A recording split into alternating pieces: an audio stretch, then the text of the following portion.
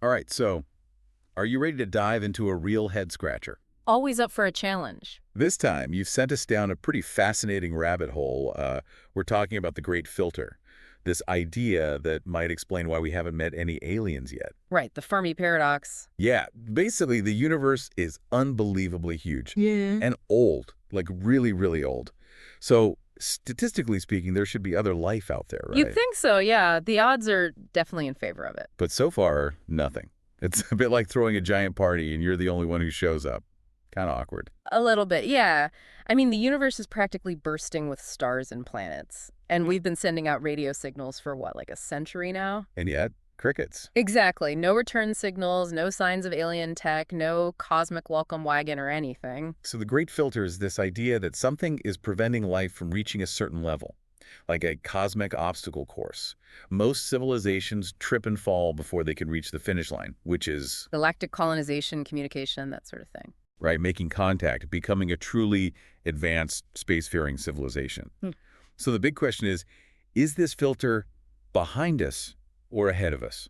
That's the million-dollar question, isn't it? Because if it's behind us, that means we're the weird ones, the ones who somehow made it through. Yeah. Like we dodged a cosmic bullet or something. Exactly. So let's start with that scenario, the we're the lucky ones scenario. Okay, so what could be behind us? What hurdles could we have already cleared? Yeah, like what tripped everyone else up? Well, the first hurdle might be the very beginning, the origin of life itself.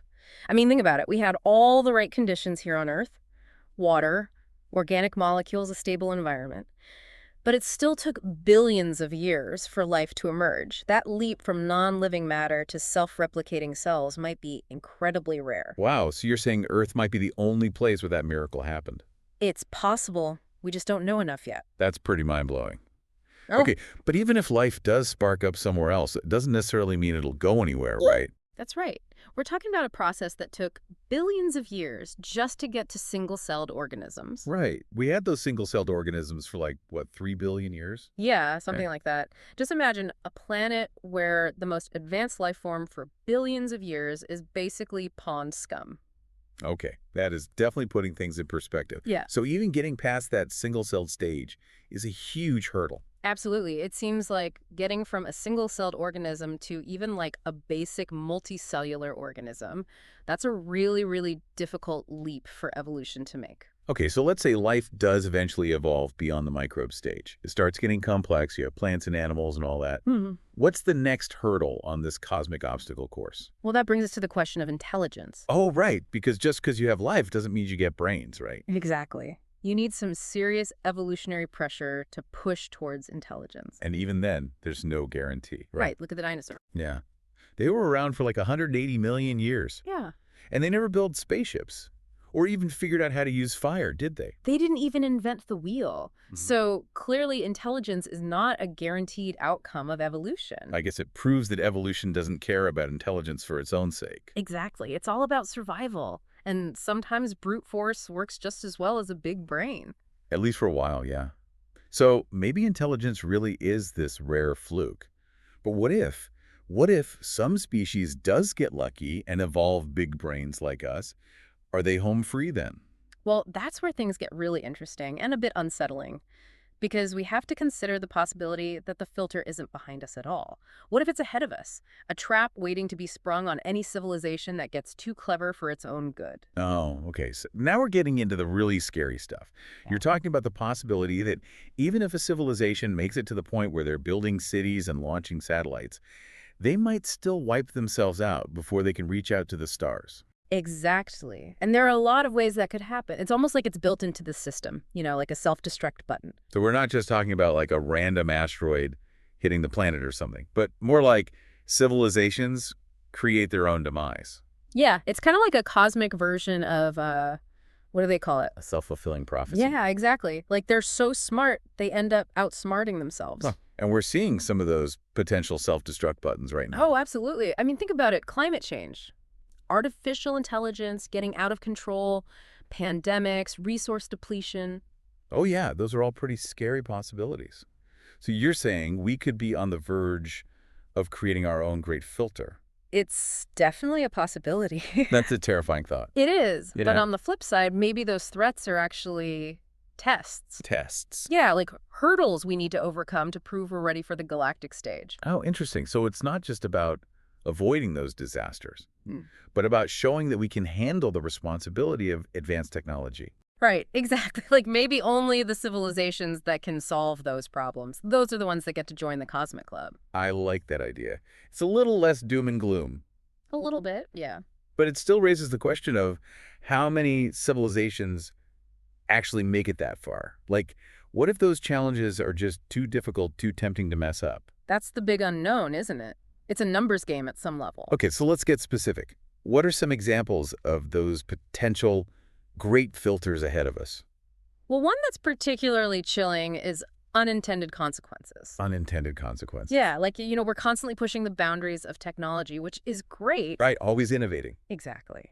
But what if some of those advancements backfire spectacularly? Okay, now you're just trying to scare me, right? No, I mean, think about it. What if we create an AI system that's so powerful it decides humans are the problem? Okay, that's a classic sci-fi trope. It is, but it's not entirely outside the realm of possibility. I guess not. I mean, look at social media. We created these platforms to connect with people, and now they're being used to spread misinformation and sow division. Exactly. It's a perfect example of how technology can have unintended consequences. So it's not just killer robots we have to worry about, but our own ingenuity turning against us. Right. And we can't forget about our own biology either. What do you mean? What if there's some flaw in human nature that makes us prone to conflict or short-sightedness? So you're saying our brains might be the real ticking time bomb. It's a possibility. Maybe we're just not wired for long-term survival on a cosmic scale. Okay, this is getting pretty heavy. So let's say this great filter is out there, this invisible wall that most civilizations crash into. How do we even figure out what it is? Well, that's where the search for extraterrestrial life comes in. Right, looking for aliens. Mm. But how does that help us understand the great filter? Imagine we find evidence of life on another planet, even simple microbial life. Okay, that would be huge. It would mean we're not alone. Exactly. It would mean that life itself isn't some freak occurrence exclusive to Earth. But how would that tell us anything about the great filter? Well, if life is relatively common in the universe, it would suggest that the early stages of evolution aren't the great filter. Ah, okay. So the real danger lies further down the road. Right. It means the real hurdle is something that happens after life gets started. Maybe in those later stages we've been talking about, intelligence, technology, self-destruction. So finding even a tiny microbe on Mars would be like a warning sign, telling us to watch out for those later stages. Exactly. It would mean that the great filter is probably up ahead, not behind us. Okay, that makes sense. But what if we keep searching and we find nothing?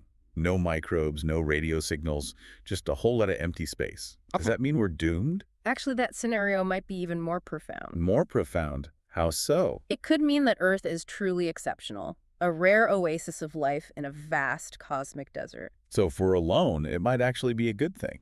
It could be. It would mean that we've already passed the great filter. Wow. Okay, so instead of worrying about being wiped out, we should be celebrating the fact that we're even here at all. I think so. It changes our entire perspective, doesn't it? It really does. It's like realizing you've won the lottery, and suddenly you have this incredible responsibility to do something meaningful with your life. That's a great analogy. We have this incredible opportunity to be the custodians of life in a potentially lifeless universe. Whoa, hold on. We've gone from being afraid of cosmic silence to being the only hope for life in the universe. It's a pretty big shift in perspective, isn't it? It is. Maybe we're not ready for that kind of responsibility. Perhaps not. But that's part of what makes the great filter so fascinating. It forces us to confront questions that we might otherwise avoid. Questions about our place in the cosmos, the meaning of life, all that big stuff. Exactly. And it makes you realize that we're not just passengers on this planet. We're the pilots. Yeah. And the choices we make today could determine the fate of life itself. That's a powerful thought, isn't it? And it brings us back to the question you asked earlier. How should knowing about the great filter change our approach to, well, everything? It really does change everything, doesn't it? Yeah, it's like this cosmic wake-up call. Makes you realize we can't just keep going on autopilot. Exactly. It's like suddenly you realize that every decision we make as a species, every action we take could have consequences not just for us, but for all of life. Whoa, that's heavy. So if the filter really is ahead of us, it's like a giant cosmic warning sign, right? Yeah, like a minefield where every step could be our last. So we have to be incredibly careful. We can't just sit around and wait for something bad to happen. Right. We need to actively work to disarm those potential threats. So it's a call to action. Absolutely. It highlights the importance of things like global cooperation, sustainable living, responsible innovation. Like we have to start thinking long term, not just about ourselves, but about the future of all of life. Exactly. It's about making sure that humanity has a future. But what if the filter's behind us? What if we already dodged the bullet? Does that change things? It definitely changes things, yeah. If we're truly exceptional, if we're the only ones who made it, then it makes our existence even more precious, even more significant. Instead of worrying about being wiped out, we should be celebrating the fact that we're here at all. Exactly. It's like realizing you've won the cosmic lottery, and instead of being paralyzed by fear, you're suddenly filled with this incredible sense of responsibility Responsibility to do what? to make the most of this incredible gift, to be the stewards of life, the torchbearers for intelligence and consciousness. Wow, that's a lot to put on humanity's shoulders. It is, but maybe that's the point. The great filter, whether it's behind us or ahead of us, forces us to confront these big questions. Questions about our place in the universe, the meaning of life, our responsibility to each other and to the planet. It's like the real test isn't about building spaceships or colonizing other planets. It's about becoming the kind of civilization that deserves to exist.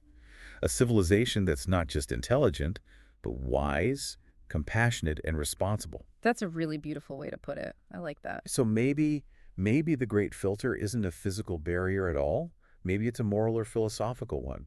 A challenge to evolve not just our technology, but our consciousness. That's a powerful thought, isn't it? And I think it's a really hopeful way to think about the great filter. Yeah, it definitely makes you think.